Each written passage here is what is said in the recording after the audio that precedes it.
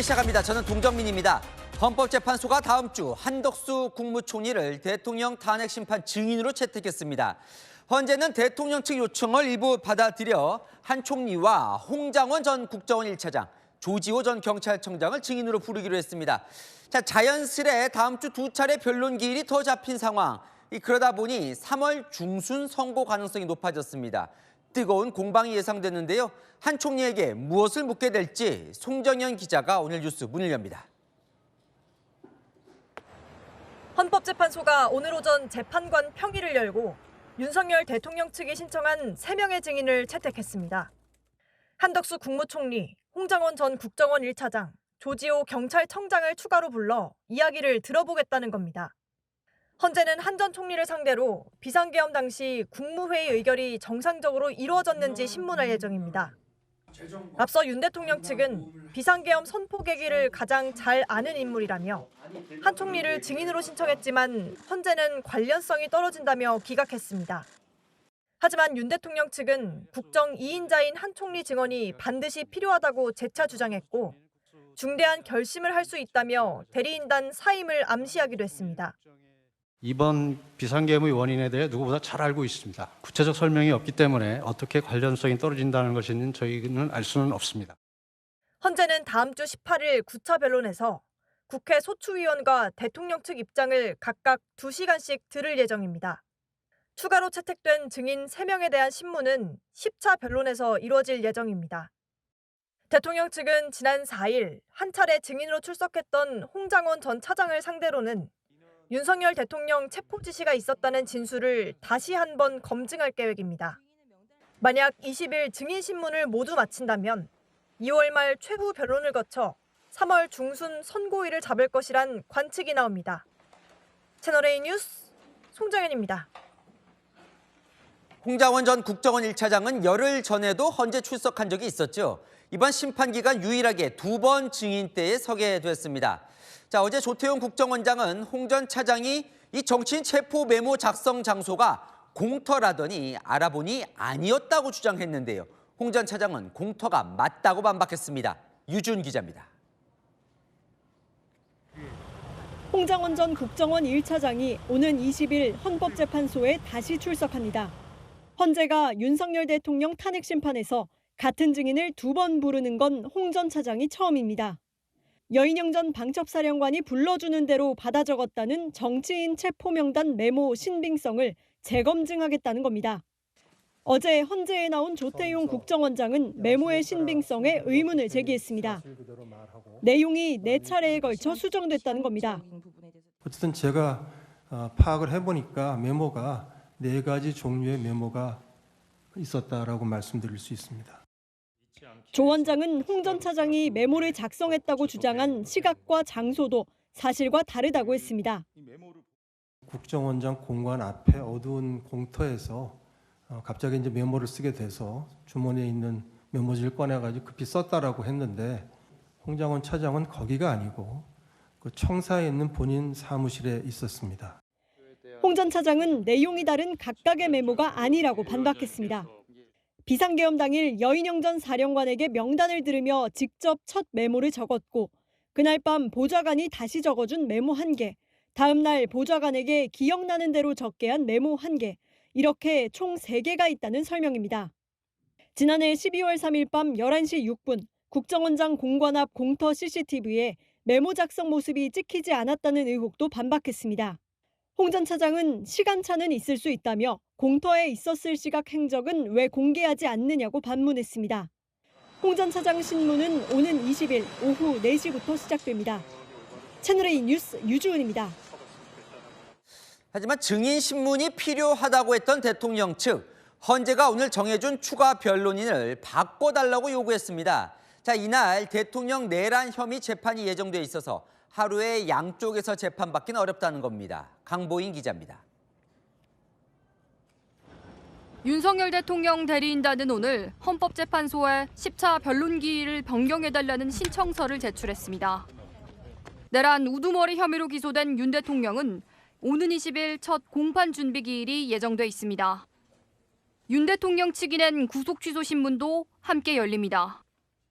헌재가 추가 지정한 10차 변론은 같은 날 오후 2시로 예정돼 있습니다. 준비기일엔 윤 대통령이 참석할 의무가 없습니다. 하지만 구속이 취소돼야 한다는 주장을 해야 하기 때문에 윤 대통령이 직접 나설 것이란 관측이 나옵니다. 윤 대통령 측은 하루에 형사재판과 탄핵심판을 병행하기가 불가능하다는 판단을 한 것으로 알려졌습니다. 탄핵심판 대리인단이 형사재판 변호도 함께 맡고 있어 방어권을 제대로 행사할 수 없다는 겁니다. 피청구인에 대하여 공소제기가 되어서 오늘 2월 21일 목요일 날 첫 재판기일이 진행되어 있는 상태입니다. 공소제기된 재판 그리고 다른 일반 사건도 처리하여야 하므로 현실적으로 심판 대리가 불가능한 상태에 있게 됩니다. 윤 대통령은 지난달 18일 법원에서 열렸던 구속심사엔 직접 법정에 출석해 구속이 부당하다는 주장을 펼쳤습니다. 만약 헌재가 윤 대통령 측 신청을 받아준다면 10차 변론기일은 2월 마지막 주로 늦춰질 전망입니다. 채널A 뉴스 강보인입니다. 헌법재판소를 향한 여야 압박은 오늘도 계속됐습니다. 국민의힘 의원은 대통령의 방어권 보장을 요구하며 헌재 앞에서 피켓 시위에 나섰고 야당은 마은혁 헌재 재판관 임명 촉구 결의안을 단독으로 통과시켰습니다. 이서영 기자입니다. 국민의힘 중진 의원이 헌법재판소 앞에서 피켓을 들었습니다. 대통령의 방어권을 보장해야 한다. 졸속 심판을 받아들일 수 없다. 항의 차원입니다. 정말 중요한 부분을 심리하지 않고 여기에만 올인하는 것은 이미 저는 답을 정해놓고 달려가는 것이 아니냐 이런 생각을 하고 좀 걱정도 되고. 지난달 대통령 체포영장 집행 당시 한남동 관저를 찾았던 여당 의원 40여 명도 다음 주 월요일 헌재를 항의 방문합니다. 반면 야당은 마은혁 헌법재판소 재판관 임명을 촉구하는 결의안을 단독으로 통과시켰습니다. 여당은 항의하며 퇴장했습니다. 마은혁 후보자라면 민주당의 의도대로 충실히 움직여줄 것이라고 확신하고 있는 것입니다. 무슨 자격으로 지금 오늘 그 얘기를 하는 거예요? 우원식 국회의장은 마 후보자를 임명하지 않는 최상목 권한대행이 납득이 되지 않는다고 야당과 한 목소리를 냈고 국민의힘은 사실상 날치기라며 반발했습니다. 채널A 뉴스 이서영입니다. 논란의 중심에 서 있는 헌법재판소, 이 신뢰 여부를 묻는 조사에서 신뢰한다는 응답이 더 높았지만 신뢰하지 않는다는 응답이 크게 늘었습니다. 손인혜 기자입니다. 한국갤럽이 헌법재판소에 대한 국민 신뢰를 묻는 조사 결과를 발표했습니다. 이번 주 실시된 조사에서 헌재를 신뢰하지 않는다는 응답은 40%, 한 달 전보다 9%포인트 증가했습니다. 반면 신뢰한다는 응답은 52%로 더 높았지만 한 달 전보다 5%포인트 줄었습니다. 자신을 보수 성향이라고 답한 응답자에서 신뢰하지 않는다는 응답이 20%포인트나 올랐습니다. 여당이 재판관의 정치적 편향성을 집중 공격하면서 보수층이 움직였다는 분석입니다. 특히 진보 성향 헌법재판관들에 대한 비판적인 그런 언급들, 보수 지지층 내에서의 공론화가 지금 진행이 된 결과다. 여당은 헌재 항의 방문이나 문영배 헌재소장 권한대행 탄핵 발의로 몰아치고 있지만 헌재를 직접 공격하는 데 대한 당내 우려의 목소리도 나오고 있습니다. 보수의 가치에는 반한다는 생각이기 때문에 저는 문영배 헌법재판관에 대한 탄핵에는 동참하지 않을 생각입니다. 지도부는 애매한 태도를 취하고 있습니다.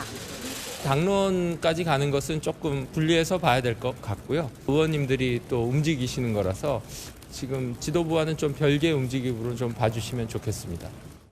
채널A 뉴스 손인혜입니다.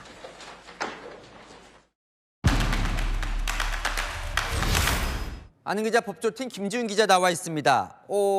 사실 헌법재판관이 오늘 한덕수 총리를 증인으로 채택했는데 예전에는 안 하겠다고 했던 그 사람이잖아요, 그죠? 네, 헌법재판관들은 그동안 이 국무회의와 관련된 증언을 충분히 들었다는 입장이었습니다. 김용현 전 장관이 증언했고 이상민 전 장관도 출석해서 국무회의에 관해서 진술했죠. 여기다 윤 대통령도 직접 비상계엄 과정이 정당했다고 주장했습니다. 대통령 측 얘기는 충분히 들었다는 거고요. 비록 한덕수 총리는 직접 얘기는 못 들었지만 검찰에서 충분히 진술했으니 서류로 가름할 수 있다는 거였습니다. 한덕수 국무총리는 자기 생각에는 간담회 정도 되는 것 같다. 이렇게 말씀을 하셨고요. 부서고 뭐고 서명도 안 했고 일체 안 했다고. 그런데 오늘은 이제 증인 채택을 해준 거예요. 왜 그런 겁니까? 특별한 상황 변화는 없었는데요. 이 탄핵 심판이 막바지로 가면서 결론을 내렸을 경우 신뢰를 받을 수 있냐 이런 고민을 하는 단계에 접어든 걸로 보입니다. 대통령 측에서는 어제 한덕수 총리는 국정 2인자이고 누구보다 계엄 선포 배경을 잘 알고 있는 핵심 증인이라고 했거든요. 결국 나중에 선고가 나온 뒤에 국정 2인자도 안 부르고 선고를 했다거나 충분한 심리 없이 서둘렀다는 비판 여지를 줄이자는 의견이 재판관들 사이에서 오간 걸로 보입니다. 실제 한덕수 총리가 국무회의 의결에 관해서 중요한 증언을 할 수도 있는데 마냥 외면하기 어려운 점도 반영된 걸로 전해집니다. 자, 대통령 측 입장에서는 요구했던 한 총리를 증인으로 받아줬는데 또 마냥 반가워하지 않고 있다는 건 또 왜 그런 거예요? 요청한 대로 됐지만요. 날짜가 문제라는 겁니다. 헌재가 추가로 변론 일정을 잡은 오는 20일은 윤 대통령 내란 혐의 재판 첫 기일인데다 구속 취소 신문까지 하기로 한 날입니다. 방어권을 충분히 보장 못 받고 있다고 생각할 수 있는 거죠. 방어권 보장해달라고 여권에서도 강하게 주장을 해왔는데 그러면 헌재에서는 대통령 측 요구를 다 받아준 거예요? 헌재는 한덕수 총리 증인 채택 그리고 홍장원 전 차장 재소환, 추가 변론기일 지정 이런 요청을 모두 받아줬죠. 하지만 딱 하나, 부정선거 검증 요청은 받아주지 않았습니다. 헌재 내부에선 부정선거 의혹까지 심판정에서 또 들어야 하냐 이런 회의적인 반응이 나왔다는데요. 그런데 오늘 현직 검사가 부정선거 의혹은 믿음의 대상이 아니라 검증의 대상이라며 비판글을 올리는 일도 있었습니다. 자, 그런데요. 홍장원 전 차장은 사실 한번 나왔었잖아요. 근데 왜 또 부르는 겁니까? 어제 상관인 조태용 국정원장 증인 신문을 생각해 보시면 알 수 있을 텐데요. 홍 전 차장의 진술과 상반되는 증언들이 나왔거든요. 이거 알아보기가 어려울 만한 것 같아서 제가 보좌관을 불러서 야, 이거 좀 정서해봐라. 그렇게 만들어진 메모입니다. 다시 한번 써서 달라고 했다고 합니다. 보좌관은 사실은 가지고 있는 게 없고 하기 때문에 자기 기억을 더듬어서 그 메모를 하나 더 썼다고 합니다. 증언 하나하나 충돌하고 있는 상황인데다 대통령 측은 홍 전 차장 발언 신빙성에 문제 제기를 하고 있잖아요. 헌재도 그냥 무시하고 변론을 종결하기에는 부담이 있었을 겁니다. 홍 전 차장 직접 통화해 보니까요. 안 나갈 이유 없다라면서 출석 의지를 드러내더라고요. 사실 예정된 건 이제 어제 변론 기일이 어제가 마무리되나 하는 해석도 있었는데 추가 기일이 2번이나 잡혔어요. 더 잡힌 거예요? 그럼 선고 기일도 좀 미뤄지는 겁니까? 만약 재판부가요, 이 지정한 10차 변론 기일에 탄핵 심판 마무리를 한다고 하면요. 과거 사례를 고려했을 때 2주 안에는 최후 변론 기일이 잡힐 테고요. 선고 기일은 3월 중순에 열릴 가능성이 높습니다. 네, 잘 들었습니다. 하는 기자 김지윤 기자였습니다. 어제 대통령 변호인단은 헌법재판소에서 편향성을 지적하면서 중대한 결심을 할 수 있다 경고했죠. 민주당이 그 중대 결심이 대통령 자진 하야 아니냐는 의혹을 제기했습니다. 탄핵 인용이 확실해지자 이를 피하려는 꼼수라며 꿈도 꾸지 말라고 했습니다. 이상원 기자입니다.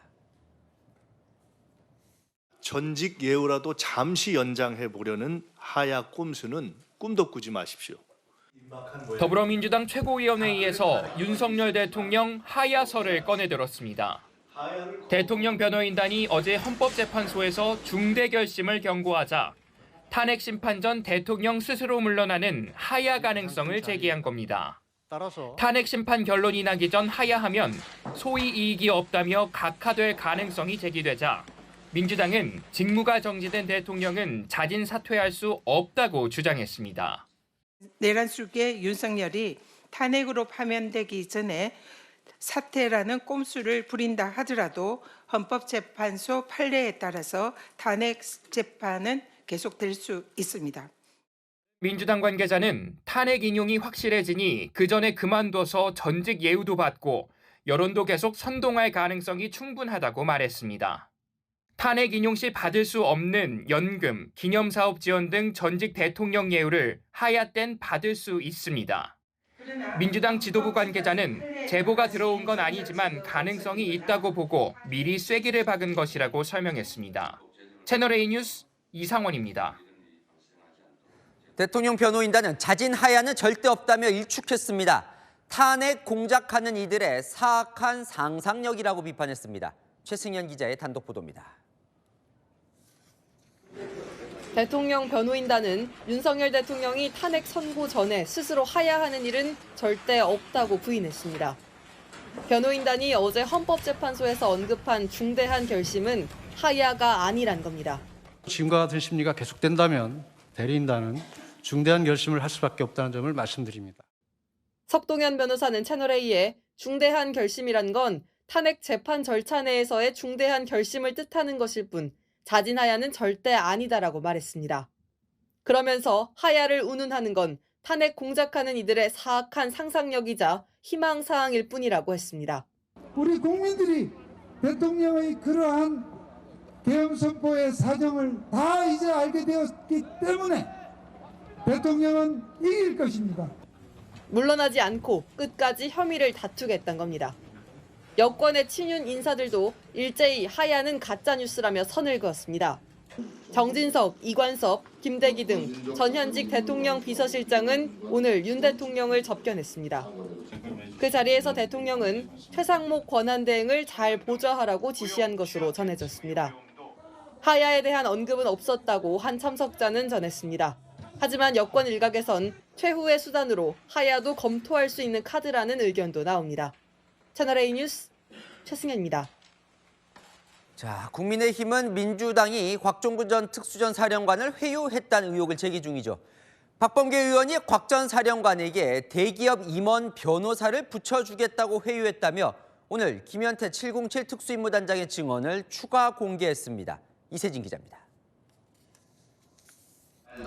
국민의힘은 민주당이 곽종근 전 특수전 사령관을 회유했다는 정황을 또 제기했습니다. 지난해 12월 국회에 나와 증언을 망설이는 곽 전 사령관에게 박범계 민주당 의원이 대기업 전담 변호사를 연결해주겠다며 안심시켰다는 겁니다. 삼성전자 부회장 전속 변호사를 연결해주겠다는 말도 했다고 합니다. 전형적인 회유 수법입니다. 사령관에게 인풋을 시켰다고 저에게 표현을 했습니다.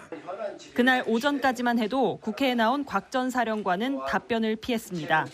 추가적인 통화를 하시거나 대화를 하신 건 없습니까? 사령관, 뭐라고 얘기했습니까, 대통령이? 말씀드리기 제한됩니다. 그런데 오후 들어 답변 태도가 적극적으로 돌변한 건 계엄 당일 대통령과의 통화 내용을 말하도록 주입한 박범계 의원의 회유가 있었다는 주장입니다. 제가 좀 설명을 드려도 되겠습니까? 대통령께서 비화폰으로 제게 직접 전화를 하셨습니다. 안에 있는 인원들을 끄집어내라 라고 말씀을 하셨습니다. 성 위원장은 민주당을 향해 곽 전 사령관과 김 단장을 동시에 국회로 불러 대질신문하라고 요구했습니다. 채널A 뉴스 이세진입니다. 곽종근 전 사령관은 오늘 옥중 입장문을 내고 회유당했다는 의혹을 전면 부인했습니다. 증언 내용이 달라진 건 정확한 표현으로 다듬은 것일 뿐 문을 부수고 끌어내라는 대통령 지시를 받은 건 사실이라는 겁니다. 이세아 기자입니다. 곽종근 전 육군 특수전 사령관은 지난 6일 윤석열 대통령 탄핵 심판에 출석해 윤 대통령으로부터 국회의원을 끌어내라는 취지의 지시를 받았다고 증언했습니다. 아직 의결 정족수가 채워지지 않은 것 같다. 빨리 국회 문을 부수고 들어가서 안에 있는 인원들을 밖으로 끄집어내라. 국민의힘은 곽 전 사령관이 회유를 받았다는 의혹을 제기했습니다. 곽 전 사령관이 공개적으로 입장을 내놓기 전 민주당 박범계 의원을 먼저 접촉했다는 겁니다. 하지만 수감 중인 곽 전 사령관은 오늘 변호인을 통해 A4 용지 4장짜리 자필 입장문을 냈습니다. 원래 적었던 진술서 내용과 증언 내용이 다르긴 하지만 정확한 표현으로 다듬은 것일 뿐 회유를 당하진 않았다는 겁니다. 박범계 의원이 대통령이 말한 표현을 정확하게 해야 한대서 자수서 작성 시 순화해서 표현한 부분을 수정했다고 했습니다. 자수서에 적었던 문을 열고라는 표현을 부수고로 인원을 이탈시킬 것을 끄집어내라로 정정했다는 겁니다. 곽 전 사령관은 그 과정을 옆에서 들은 김현태 대령이 박범계, 부승찬 의원이 회유하고 답변 연습을 시킨다고 이해한 것이라고 했습니다. 다만 윤 대통령이 지시를 하면서 도끼를 언급한 표현은 기억에 없다고 덧붙였습니다. 곽 전 사령관은 윤 대통령이 지시한 내용은 모두 사실이고 기존 증언을 수정하거나 철회할 의사가 없다고 밝혔습니다. 채널A 뉴스 이세아입니다. 알겠습니다. 트럼프 미국 대통령이 상호 관세에 공식 서명했습니다. 상대국이 매긴 만큼 똑같이 관세를 물리겠다는 건데요. 우리는 미국과 맺은 FTA로 대부분 관세가 없어 괜찮을까 했지만 비관세 장벽도 따져보겠다고 했습니다. 워싱턴에서 최주현 특파원입니다. 도널드 트럼프 미국 대통령이 모든 나라를 상대로 하는 상호 관세 부가각서에 서명했습니다. 동맹국과 적국을 가리지 않고 상대국 관세율만큼 미국도 부과하겠다는 게 핵심입니다.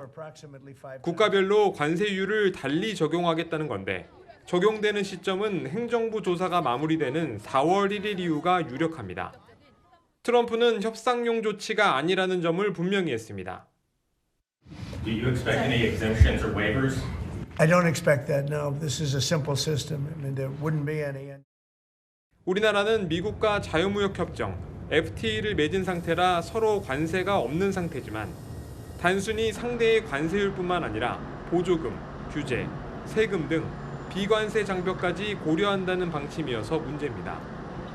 미국 입장에서 한국은 8대 무역 적자국이어서 수출입 쿼터나 불공정 관행 등을 트집잡아 관세를 부과할 수 있다는 우려가 나옵니다. 백악관 고위 당국자도 관련 브리핑에서 중국은 물론 EU, 일본, 한국 같은 동맹국들도 미국을 이용하고 있다며 콕 집어 언급하기도 했습니다. 실제 우리나라에 관세가 부과될 경우 대미 수출 비중이 큰 자동차와 부품업계 등의 타격이 예상됩니다. 트럼프가 다양한 관세 카드로 각국을 더 촘촘히 압박하면서 세계 무역 질서의 혼란과 불안이 더 커지고 있다는 평가가 나옵니다. 워싱턴에서 채널A 뉴스 최주현입니다. 트럼프발 관세 전쟁에 금 품귀 현상이 나타났죠.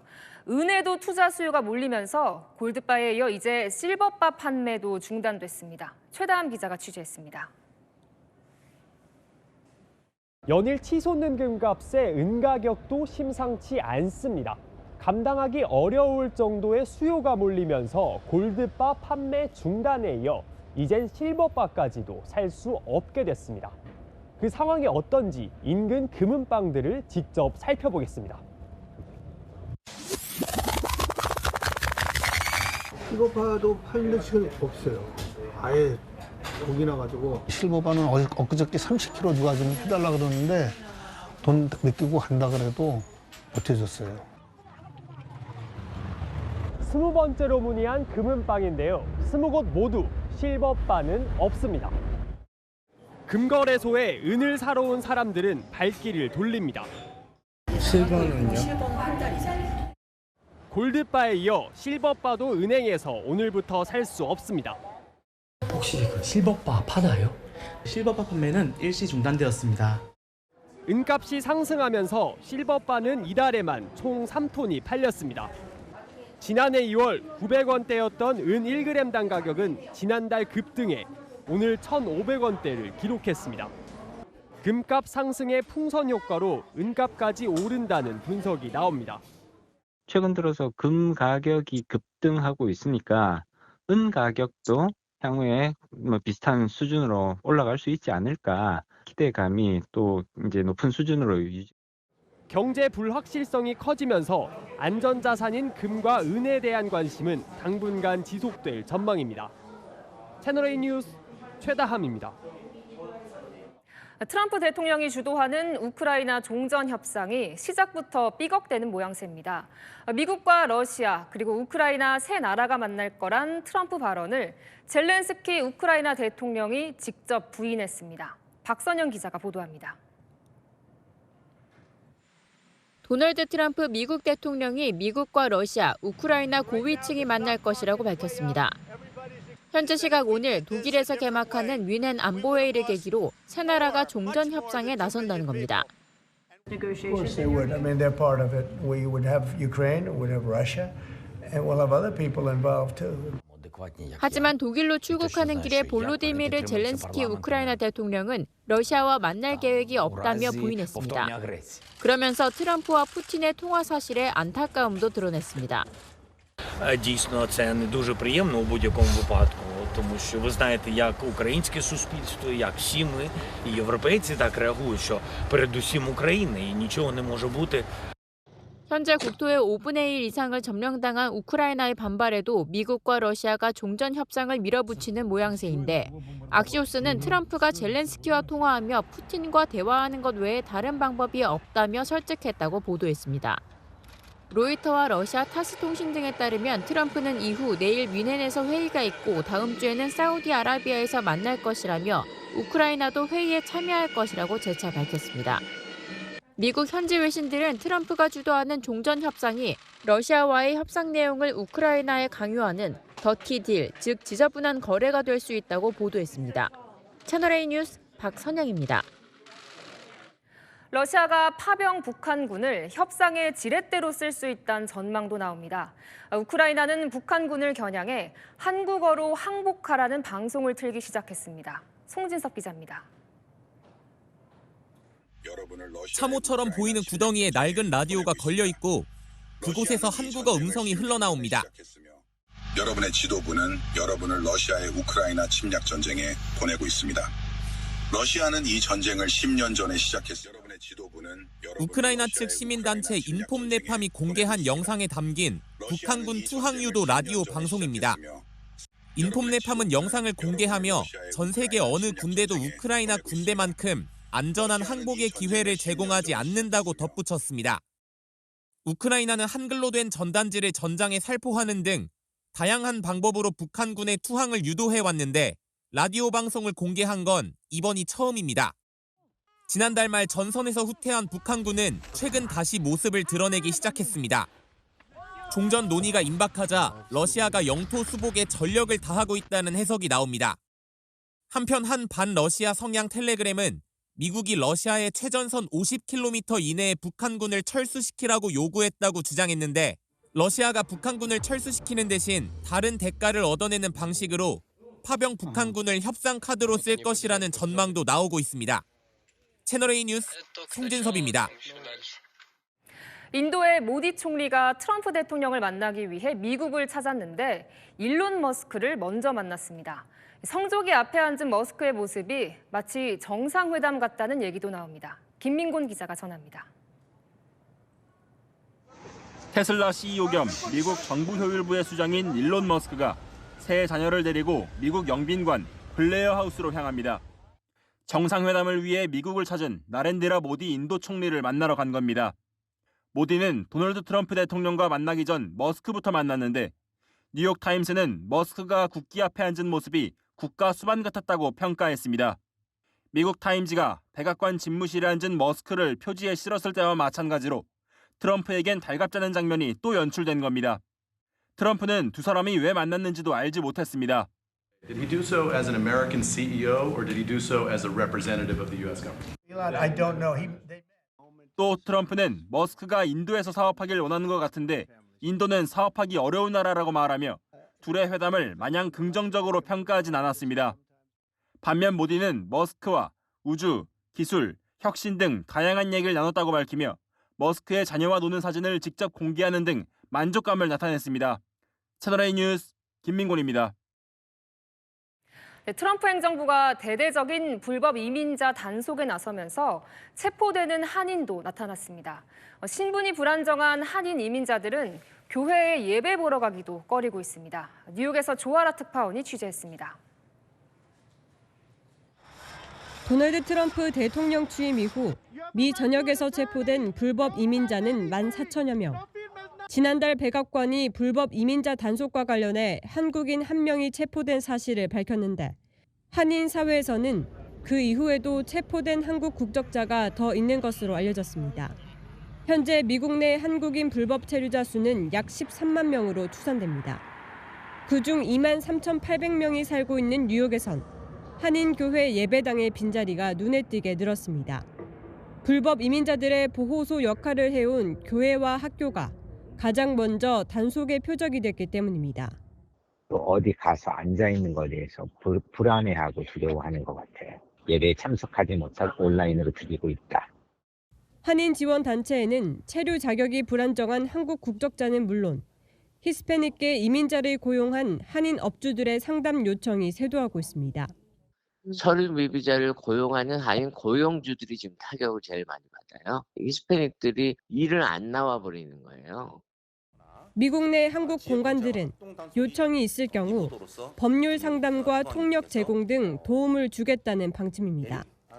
현지 상황을 예의주시하면서 동포 사회와 우리 기업 등에 미칠 영향을 면밀히 검토하면서 대책을 수립해 나가고 있습니다.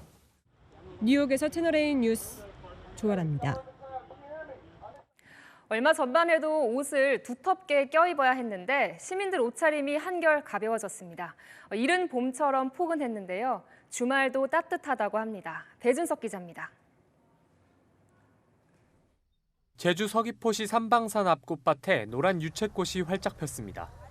관광객들은 친구 가족과 함께 기념사진을 찍기 바쁩니다. 좋은데? 누가 꽃이야? 네, 꽃도 보니까 봄이 오는 것 같아서 기분이 정말 좋습니다. 서울도 따뜻했습니다. 가벼운 옷차림으로 산책을 하거나 햇살을 받으며 책을 읽는 시민도 있습니다. 바깥 창문 이제 커튼을 여니까 따뜻한 느낌? 그래서 이제 안 나가면 후회할 것 같아가지고 나오게 됐고요. 햇볕도 세니까 너무 행복한 것 같아요. 남산 둘레길을 걷는 시민들도 따뜻해진 날씨에 외투를 벗었습니다. 날이 풀려가지고 오늘 따뜻해가지고 둘레길 한 바퀴 돌았어요. 막 땀이 뚝뚝 떨어져요 그냥. 최강 한파가 닥친 지 불과 약 열흘 만에 완전히 뒤바뀐 모습입니다. 낮 시간 실외 온도는 10도를 웃도는데요. 초봄처럼 포근한 날씨입니다. 오늘 낮 최고 기온은 서울 10도를 비롯해 대전 11도, 부산 12도 등 전국 대부분이 두 자릿수를 기록했습니다. 어제와 비교하면 4도, 평년보다도 5도나 높습니다. 토요일인 내일도 낮 기온은 13도까지 오르는 등 주말 내내 따뜻한 날씨가 계속됩니다. 채널A 뉴스 배준석입니다. 불황에 지갑이 얇아졌다 해도 30만 원짜리 케이크는 불티나게 팔리고 있습니다. 비싼 디저트로 나를 위한 작은 사치를 누리는 건데요. 여인선 기자가 취재했습니다. 서울의 한 백화점 디저트 코너입니다. 초콜릿을 사려는 사람들이 길게 늘어서 있습니다. 오늘 발렌타인데이여서 백화점에 남편에게 초콜릿 샀는데요. 45,000원짜리였고. 불경기라고 하지만 디저트 매장은 이렇게 사람들로 붐빕니다. 일반 제품보다 서너 배 비싼 고가의 디저트 제품에도 선뜻 지갑을 여는데요. 이 백화점의 지난해 명품 매출은 7% 오른 반면 빵과 케이크 등 디저트 매출은 27.4%나 올랐습니다. 한 특급 호텔에서는 한정 30만 원짜리 케이크를 선보이기도 했습니다.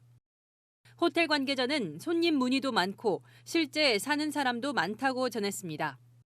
유명 초콜릿 가게에서 출시한 6만 5천 원짜리 초콜릿 세트는 4분 만에 완판됐습니다.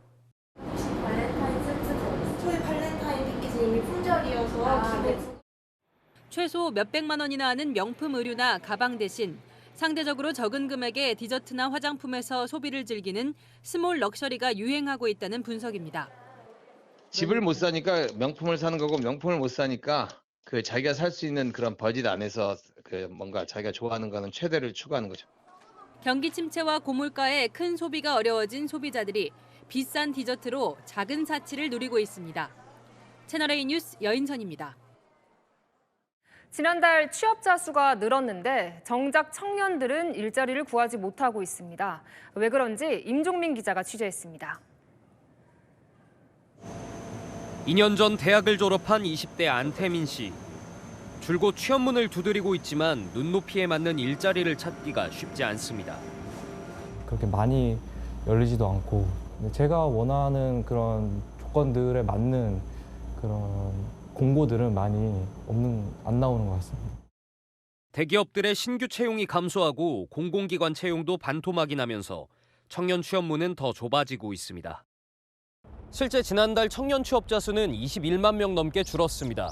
고용률 하락폭도 4년 만에 최대를 기록했습니다. 이와 반대로 60대 이상 취업자는 34만 명이 늘었습니다. 경륜이라 할까? 그런 지식을 좀 더 활용하고 싶은 곳에 있었으면 더 좋을 것 같은데. 100세 시대가 도래했지만 평균 퇴직 연령은 52세에 머물면서 재취업이 늘고 있는 겁니다. 하지만 여전히 전문성을 발휘할 수 있는 일부를 제외하면 세금을 투입한 공공근로에 일자리가 치중돼 있다는 지적이 나옵니다. 기업의 유출이 많고 일자리도 왜곡 현상이 일어나고 있고 공공 일자리만 늘어나고 있는 이런 부작용이 있다. 청년들이 가고 싶어하고 노인들이 제대로 대우받을 수 있는 양질의 일자리 창출이 시급해 보입니다. 채널A 뉴스 임종민입니다. 네, 돌봄 비용을 줄이기 위해 도입된 필리핀 가사관리사 시범 사업이 1년 더 연장됩니다. 다음 달부터는 이용료가 20% 오르는데요. 제도 도입 취지에 맞냐는 목소리도 나옵니다. 김승희 기자가 취재했습니다. 정부가 이달 말 종료를 앞둔 필리핀 가사관리사 시범 사업을 1년 연장하기로 했습니다.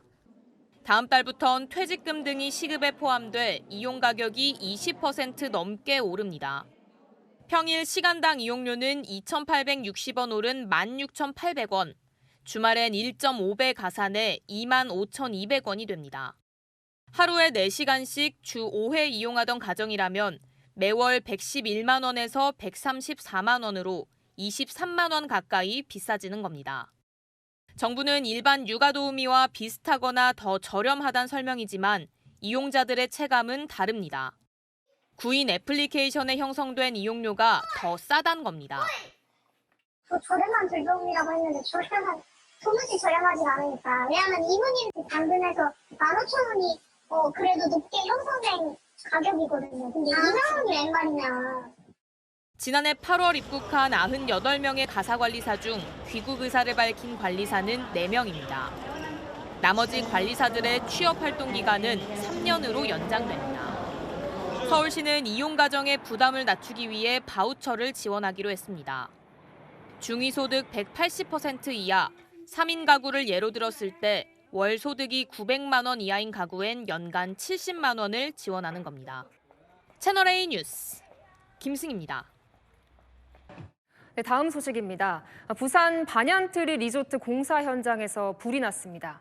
안에서 일하던 작업자 6명이 숨지고 27명이 다쳤습니다. 배영진 기자입니다. 소방 헬기가 리조트 건물 옥상에 접근합니다. 줄을 타고 내려온 소방관이 옥상에 있는 작업자를 구조하는 데 성공합니다. 연신 뿜어져 나오는 희뿌연 연기는 금세 건물을 집어삼켰습니다. 반얀트리 리조트 신축 공사장에서 불이 난 건 오전 10시 50분쯤입니다. B동 1층에서 시작된 불은 금세 옆동과 연결하는 로비동까지 번졌습니다. 지금 연기로 꽉 차가지고 냄새 맡아보니까 바로 쓰러지겠더라고요. 연기가 많이 없어도 냄새가 독하더라고요. 소방당국은 인근 소방서 인력을 동원하는 대응 2단계를 발령했고 소방 헬기와 장비를 동원한 끝에 2시간 반 만에 큰 불길을 잡았습니다. 불은 순식간에 번지면서 건물 내부는 모두 시커멓게 타버렸습니다. 이 불로 건물 내부에서 작업을 하던 근로자 6명이 숨졌습니다. 저희가 구조대가 현장 안에 들어갔을 때 사망으로 치료되는 요구주자가 이미 현장에 쓰러져 있는 상태였습니다. 이 밖에도 27명이 다쳐 병원으로 옮겨졌습니다. 옥상으로 대피한 15명은 소방 헬기로 구조됐고 100여 명이 자력으로 대피했습니다. 탈출해야 되겠다. 순간 멘트했을 때는 앞에 아무것도 안 보이고 일단 감으로 잡았어요.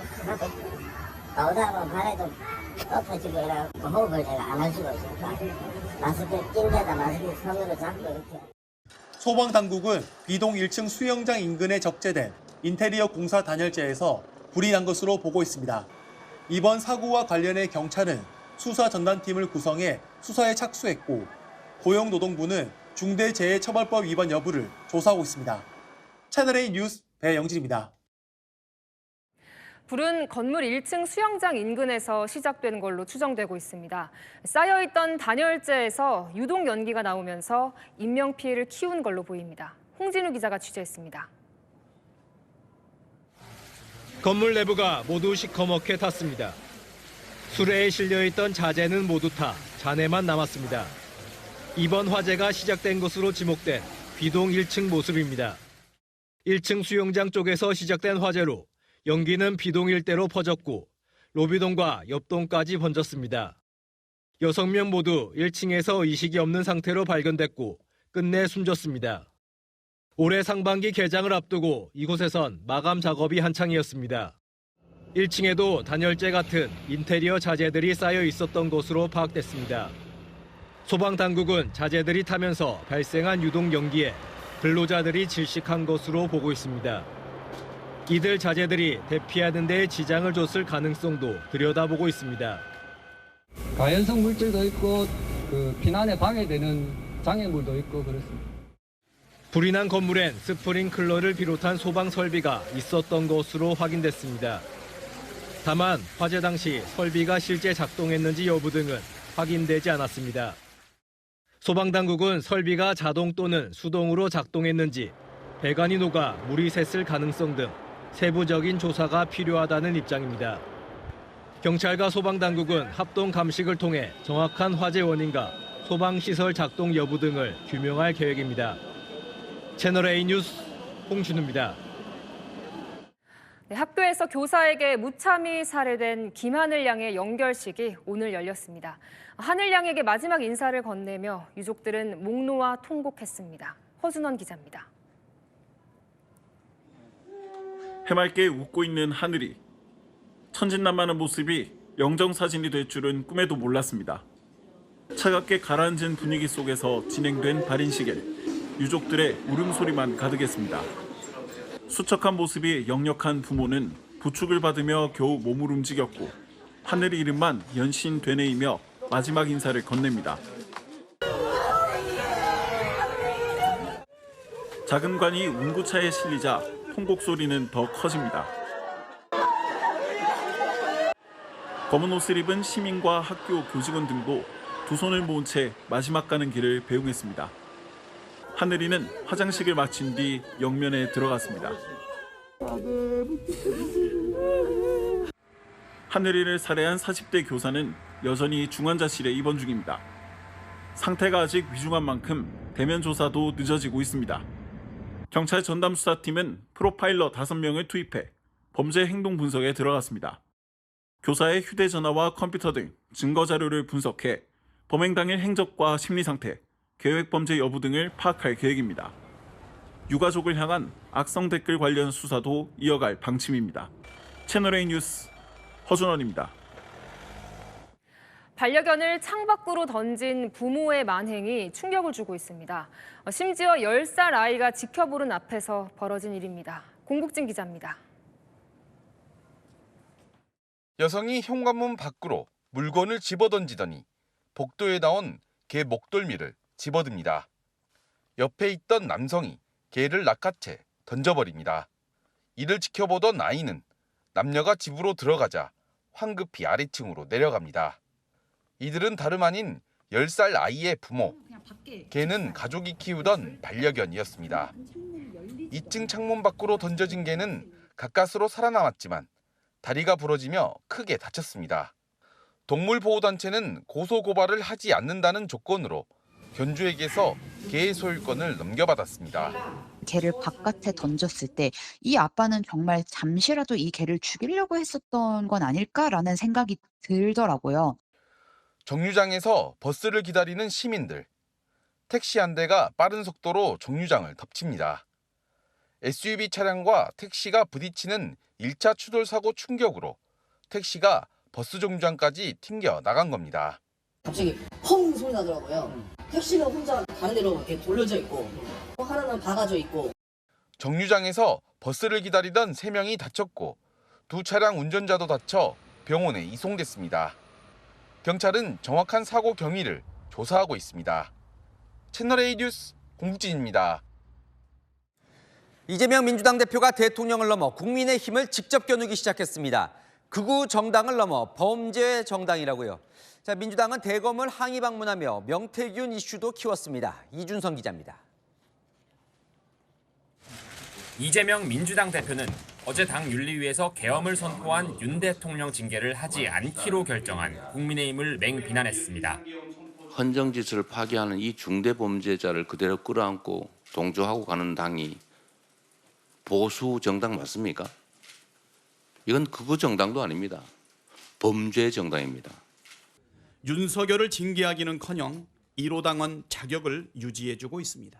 이게 정상적인 정당의 모습이라 할 수 있습니까? 남미, 마약 카르텔이나 할 짓 아닙니까? 여당을 극우 세력으로 몰아세우는 전략입니다. 설마 전광훈을 대선 후보로 할 생각이 아니라면 솔직하게 윤석열과의 이별 준비를 하십시오. 명태균 특검법 공세도 이어갔습니다. 대검찰청의 항의 방문에 김건희 여사 소환 조사를 촉구했습니다. 포렌식이 이번 주 조만간 끝난다. 김건희 여사 소환도 다 열려 있다라고 답변을 들었습니다. 명태균 특검법 처리는 당초 20일에서 일주일 미루는 안을 검토 중입니다. 최상목 대통령 권한대행의 거부권 행사 가능 시한을 대통령 탄핵 심판 이후로 미뤄 더 압박하겠다는 전략입니다. 채널A 뉴스 이준성입니다. 국민의힘은 직장 내 괴롭힘을 호소한 MBC 기상캐스터 고 오유한나 씨의 사망 사건과 관련해 민주당이 청문회 개최를 거부하고 있다고 비판했습니다. 백승현 기자입니다. 국민의힘이 직장 내 괴롭힘 관련 MBC 청문회 촉구 긴급토론회를 열었습니다. 여당 투톱인 권영세 비대위원장과 권성동 원내대표가 모두 참석해 청문회 개최에 미온적인 민주당의 태도를 비판했습니다. 직장 내 괴롭힘 문제에 대해 사업주의 책임을 물을 수 있도록 중대재해처벌법까지 만든 그 민주당이 유독 MBC에 대해서는 침묵합니다. 우리 편은 무조건 지켜줘야 된다. 라는 이런 못된 동지의식의 발로가 바로 이 사건에 대한 청문회 거부다. 국회 대정부질문에서도 직장 내 괴롭힘이 고인을 죽음으로 내몰았다는 의혹을 규명해야 한다며 민주당을 압박했습니다. MBC 같은 경우에 기상캐스터 고 오유한나 씨가 직장 내 괴롭힘으로 해서 참 안타까운 사연을 이거 뿌리 뽑아야 되지 않겠습니까? 정말 자기 꿈을 이루기는 고사하고 목숨을 잃어버리는 이런 일은 어떤 경우든지 반드시 막아야 된다. 민주당은 청문회가 정부 여당의 비판적인 MBC를 압박하기 위한 수단이라며 국민의힘 요구에 대응하지 않고 있습니다. 채널A 뉴스 백승현입니다. 자, 오늘 국회 대정부 질문은 사회문화 분야였지만 대권 잠룡으로 꼽히는 김문수 장관을 띄우는 여당과 비판하는 야당의 공방이장이 됐습니다. 김 장관도 야당 공세에 물러서질 않았습니다. 박자은 기자입니다. 김문수 고용노동부 장관, 대통령의 계엄 선포를 내란이라고 몰아치는 야당 의원에 이재명 민주당 대표 사법 리스크와 비교하며 강하게 맞섰습니다. 저는 윤석열 대통령을 내란 수괴라는 그런 말씀에는 동의할 수가 없습니다. 이재명 대표가 기소됐다고 해서 그러면 유죄 확정 판결을 받은 것입니까? 재판이 끝나기 전에 재판을 하고 있는데 지금 어떻게 보시냐고 제가 물었습니다. 제가 볼 수가 없죠. 왜냐하면 그 재판에 눈이 안 보이십니까? 예, 저는 그럼 그렇게 알겠습니다. 잘 보이시지 않는 걸로. 네, 알겠습니다. 본인의 정치 성향에 대해서는 자유민주 정치인이라며 전광훈 목사를 옹호했습니다. 전광훈 목사는 대한민국의 자유민주주의를 수호하기 위한 목사입니다. 야당은 대선 출마를 하는 거냐고 몰아붙였습니다. 대권 나가십니까? 네. 대권 도전하십니까? 지금 전혀 그런 생각은 없습니다. 일제강점기 선조 국적이 일본이라고 한 김 장관의 과거 발언도 다시 꺼내들었습니다. 그 일제시대 김구 선생, 안중근 의사, 윤봉길 의사, 국적이 뭡니까? 국적이 뭐냐? 안중근 의사께서는 그 전에 일제시대 되기 전이고요. 우리 국적이 있죠. 조선 국적이 있죠. 중국 국적을 가졌다는 이야기 듣고 여러 반면 여당은 김 장관을 치켜 세웠습니다. 청년노동운동가 김문수로서 약자를 보면서 피와 땀과 눈물도 많이 흘려봤고 이재명 대표나 김문수 장관이나 똑같이 경기지사 했는데 참 청렴하게 일 잘하신 분이 누굴까요? 채널A 뉴스 박지안입니다. 성혜란 기자와 여랑야랑 시작합니다. 첫 번째 주제 보겠습니다. 박지원 의원 무슨 소리를 찾는 겁니까? 네, 바로 치매입니다. 어제 본회의장에서 여당 의원이 이 박 의원을 향해서 치매라고 발언하면서 민주당 발칵 뒤집혔습니다. 누군지 색출해서 윤리위에 제소하겠다고요. 당신이 나오니까 얘기지. 당신이라니? 당신이지 그럼 우리 형님이야?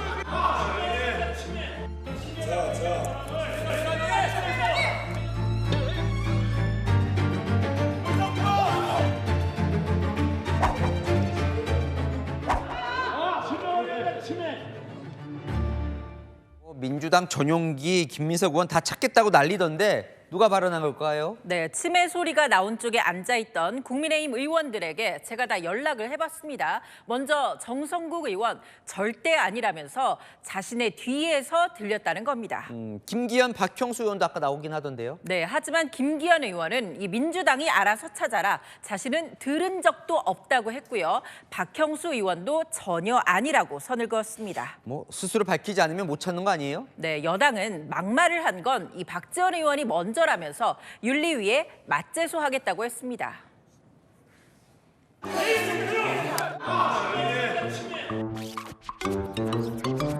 학교 때 별명이 뭐였어요? 짱구 아니에요, 짱구. 네, 맞습니다. 내란 속에 윤석열을 위해서 짱구 노릇을 해서 되겠는가? 마은혁 재판관을 반드시 임명해야지. 아직 결정이 안 났기 때문에 그것이 짱구들이 하는 곤조예요?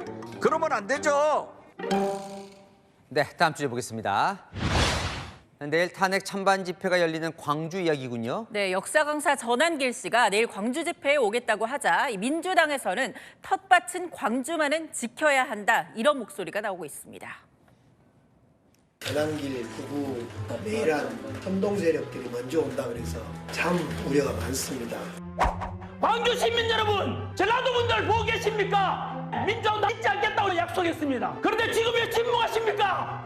5.18 민주화운동의 진원지인 광주는 극우 쿠데타 내란을 공모하는 세력들의 설 자리는 없는 곳이다.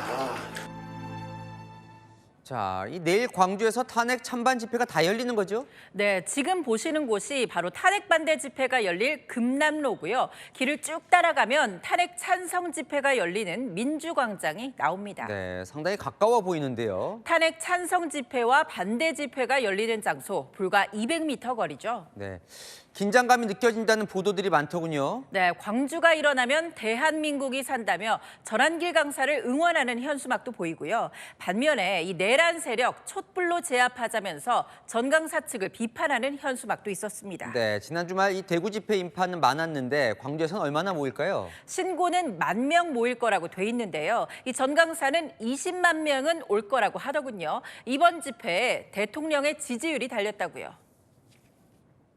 광주 시민들까지 전라도 도민들까지 모두가 동참한다면 윤석열 대통령 지지율은 60%를 넘게 될 것입니다. 그런데 민주당도 만반의 채비라고 했다면서요? 네, 민주당 한 의원은 이 전한길 강사 측 집회보다 내일 많은 사람이 모여야 한다면서 광주 지역구 의원들 총출동한다고 예고했습니다. 이 무엇보다도 양측 간의 물리적 충돌 없어야겠죠. 네, 오늘 하나 더 보겠습니다. 자, 국민의힘 문영배 헌재 소장 권한대행 향해 맹공 중인데 오발탄을 쐈어요? 네, 국민의힘이 문영배 대행이 가입된 이 고교동창 온라인 카페 두고 음란물 수천 건이 공유됐다면서 맹공 중이죠. 이 문 대행이 댓글까지 달았다고 주장을 했는데 오발탄이었습니다. 그 동문회 카페에서 전체 게시물의 4분의 1이 음란물이에요. 그런데 거기에 대해서 문영배 체육하면 야, 너네들 안 바쁘구나, 시간이 뭐 한가하구나 이런 식으로 댓글 달아요.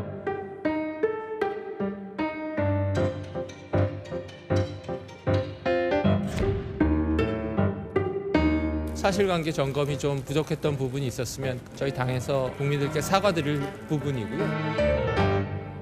그러니까 실제로 문대행이 댓글 단 게 아니었나 보군요. 네, 이 국민의힘 문대행이 음란물 게시물에 댓글 달았다고 어제 대변인 논평까지 냈지만 이 댓글 알고 보니 문대행이 2009년 카페의 다른 게시판에 단 댓글을 합성한 사진이었습니다.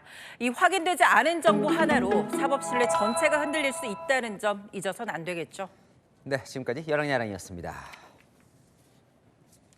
오늘 낮에는 대부분 10도를 웃돌며 초봄처럼 포근했습니다. 제주에는 이렇게 봄꽃이 피기도 했는데요. 하지만 추위가 물러가니 불청객 먼지가 찾아왔습니다. 내일은 전국적으로 대기질이 탁하겠습니다. 내일 전국이 흐린 가운데 남해안과 제주에 비 예보 있습니다. 양은 제주에 최대 40mm, 전남에 20mm가 되겠습니다. 내일 아침도 온화합니다. 서울 0도, 강릉 2도에서 시작하겠고요. 한낮에는 10도 안팎으로 크게 오릅니다. 서울 9도, 대구와 부산 11도 예상됩니다. 주말까지 평년보다 포근한 초봄 날씨가 이어질 텐데요. 월요일부터는 찬 공기가 내려옵니다. 주 중반에 영하 7도까지 내려가며 다음 주 내내 춥겠습니다. 날씨였습니다. 통계청 발표를 보니 노인 일자리는 늘어났고 20대 청년 일자리는 크게 줄었습니다. 자, 여야 모두 정년 연장도 추진하겠다고 하니 청년 일자리 더 걱정인데요. 노인과 청년이 서로 일자리를 뺏는 제로섬 게임이 아니라 상생하는 구조 빨리 찾아야겠습니다. 마침표 찍겠습니다. 청년들이 뜨겁게 일하는 나라. 뉴스에 마칩니다. 감사합니다.